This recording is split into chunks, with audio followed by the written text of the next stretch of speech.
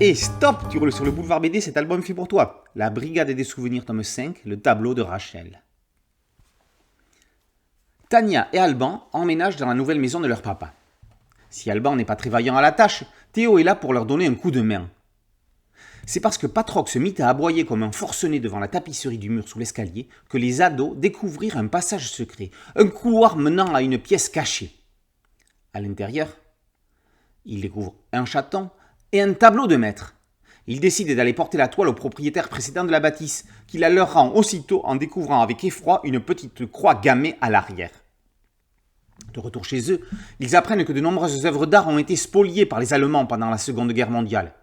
Dans la région, il y a eu de nombreuses délations. Les Juifs étaient dénoncés par leurs voisins, par leurs amis, par des membres de leur famille même parfois, comme l'ancien détenteur du tableau.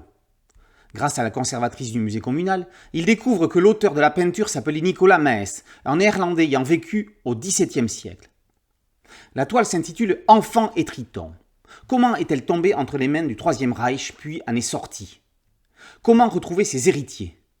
Si avant 2013, on attendait que les familles concernées se manifestent, depuis 2013, la CVIS, Commission pour la restitution des biens et l'indemnisation des victimes de spoliations antisémites, mène des enquêtes pour les retrouver. C'est exactement ce que vont faire nos héros pour cet enfant et ce triton. Dans la vraie vie, ce tableau de Nicolas Maes existe bel et bien.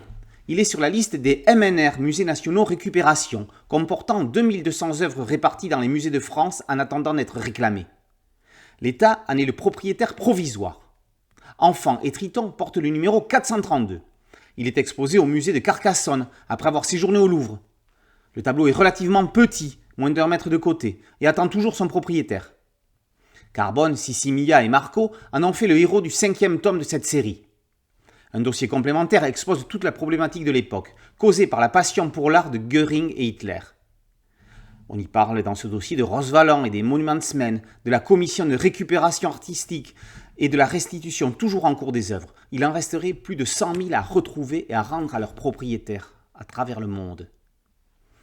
En 5 tomes, la Brigade des souvenirs s'est installée comme une série instructive, historique et passionnante, quel que soit le sujet traité.